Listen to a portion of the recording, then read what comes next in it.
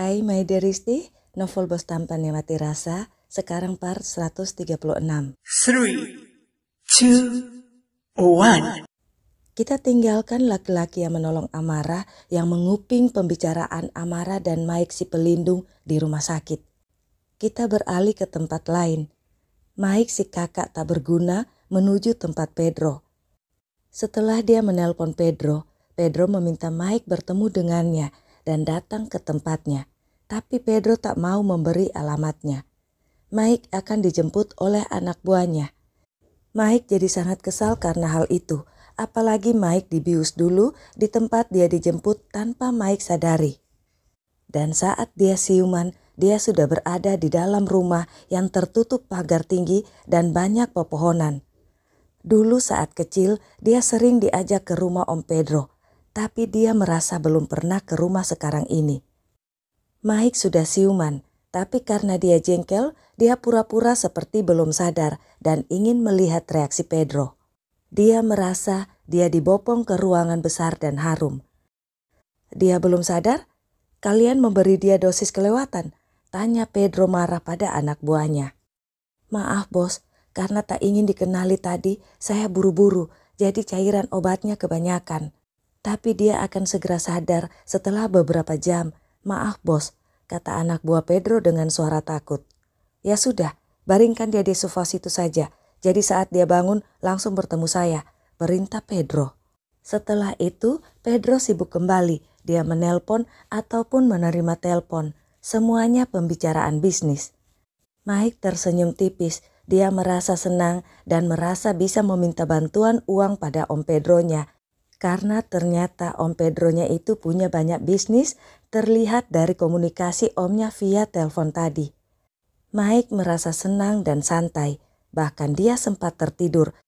Suara barang pecah berserak di lantai karena dilempar membuat Mike jadi tersadar penuh dan waspada. Dasar bodoh, pekerjaan semudah itu tak bisa kau atasi. Untuk apa mengeluarkan uang banyak membayar orang? Terdengar suara Pedro berteriak menggelegar marah. Mike ingin melihat apa yang terjadi, tapi posisi badannya yang terbaring di sofa agak menyamping. Tidak mungkin dia bergerak merubah posisi karena dia masih pura-pura belum sadar dari biusan.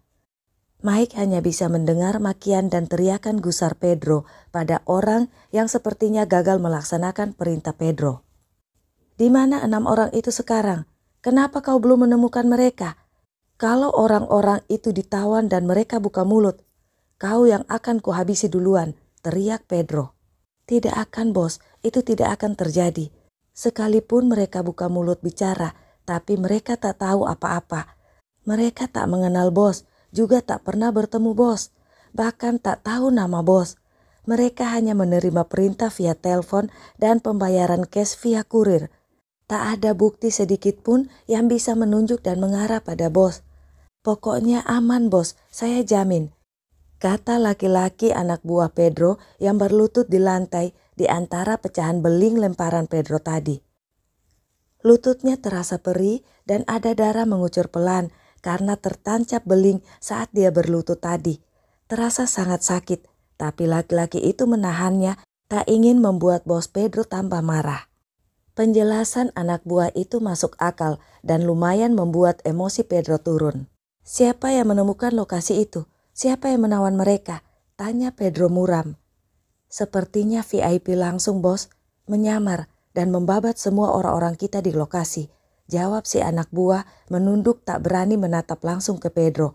Dia tak berani menatap karena dia khawatir kebohongannya bisa terdeteksi oleh Pedro. Maksudmu Mar?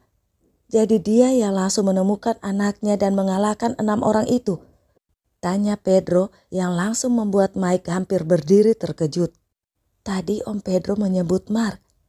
Gak ada nama Mark lain selain Mark Putra Dirgantara. Jadi pasti Mark itu. Ada apa ini? Mike berpikir diam-diam. Iya bos, dia.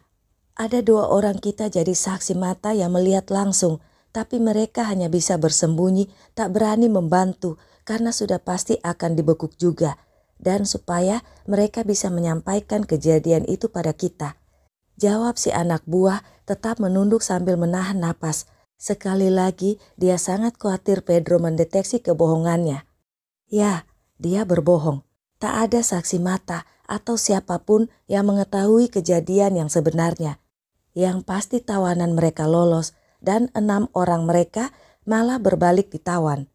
Dia berbohong untuk menyelamatkan diri dari kemurkaan Pedro yang pasti akan menghukumnya, bahkan bisa langsung membunuhnya.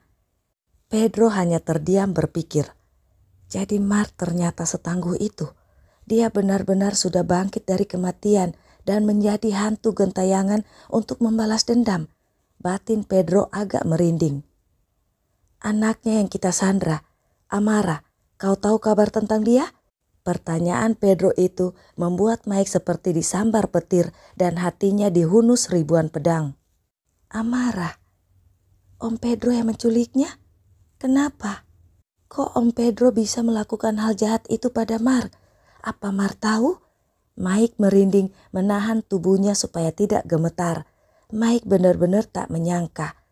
Padahal dia menelpon dan datang minta bertemu Om Pedro untuk minta bantuan Om Pedronya membantunya menemukan Amara. Tapi ternyata Om Pedro penculiknya. Bagaimana bisa begini? Percakapan Pedro dan anak buahnya selanjutnya semakin meyakinkan Mike kalau Om Pedro lah yang menculik Amara. Tujuannya apa? Mark atau? Mike ingin tahu. Mike pun bergerak pelan dan melenguh lirih. Pedro langsung mendekatinya. Mike, kau sudah bangun? Tanya Pedro lembut. Mike pura-pura linglung untuk menutupi gemetar tubuhnya yang syok dengan apa yang barusan dia tahu. Dia masih berdiam, hanya menggumam lirih seperti mengigau. Pedro menarik tangan dan pundaknya supaya Mike duduk. Mike mengerjapkan matanya. Kau tidak apa-apa? Apa masih pusing? Tanya Pedro. Om? Mike di mana ini? Tanya Mike dengan suara lemas. Om menemukanmu lemas di pinggir jalan. Om menelponmu berkali-kali tapi kau tak menjawabnya. Untung Om yang menemukanmu. Om langsung membawamu ke sini.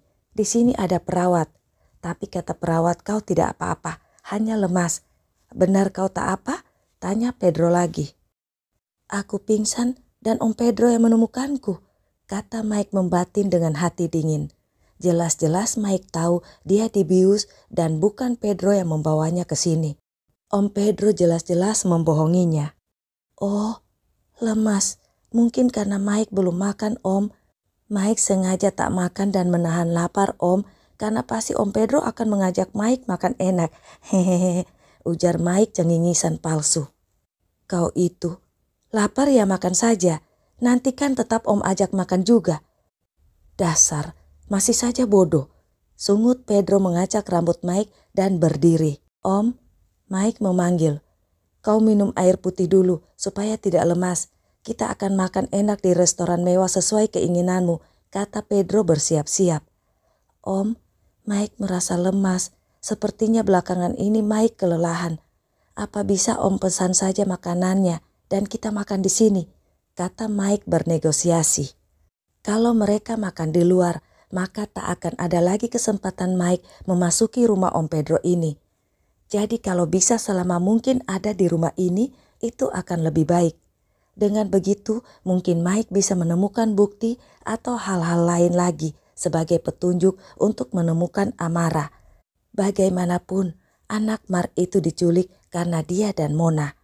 Dia ingin membantu Mark menemukan Amara untuk mengurangi rasa bersalahnya. Mike pun pura-pura terbatuk dengan wajah layu. Baiklah, Om pesan dan kita makan di sini saja, kata Pedro tak tega melihat Mike yang masih lemas. Terima kasih Om. Sambil menunggu makanannya, apa boleh Mike tidur lagi? Tanya Mike. Dia merasa tiba-tiba curiga pada Pedro dan dia ingin tahu banyak hal, tapi di dalam hati Mike juga takut tak bisa menerima kalau kecurigaannya benar. Mike berbaring lagi di sofa. Kau tidur di kamar saja supaya lebih nyaman, kata Pedro dan memerintahkan pembantu untuk mengantar Mike ke kamar. Itu lebih bagus Om, terima kasih. Bangunin Mike kalau makanannya sudah datang ya Om, pinta Mike sambil berjalan menuju kamar mengikuti pembantu. Matanya mengamati semua ruangan yang dilewatinya. Saat Mike melihat ada kamar mandi, dia bicara pada pembantu dan buru-buru berbelok seperti sangat kebelet. Sang pembantu hanya bisa menunggu di depan pintu kamar mandi. "Jaga kamarnya dan awasi dia, jangan sampai dia mengetahui apapun tentangku," perintah Pedro pada anak buahnya yang masih berlutut setelah bayangan Mike tak terlihat lagi. Di kamar mandi, Mike mencari handphonenya di saku, tapi tak ada. Dia mulai panik. Bagaimana dia bisa mengabari Mark? Pedro adalah sahabat Papa Julio, tapi kenapa menculik anak Mark? Bagaimana kalau ternyata Pedro juga bermaksud jelek padanya? Bukankah dia juga anak Julio? Pedro pasti belum tahu kalau dia bukan anak kandung Julio. Dan sekarang dia sudah masuk perangkap dengan datang ke rumah Pedro. Apalagi dia tadi dibius. Mike yang sudah berada dalam kamar ingin membuka pintu kamar itu, tapi ternyata pintunya dikunci dari luar. Mike semakin takut dan mencari cara untuk bisa menghubungi Mark. Dia memeriksa kamar itu, tapi tak ada apapun di situ. Apa aku disekap dan diculik juga oleh Pedro? Mike panik. Sampai jumpa di part berikutnya. Bye-bye my dearisty. Muah. If you tell me you're leaving, I'll make it easy. You'll not be alone.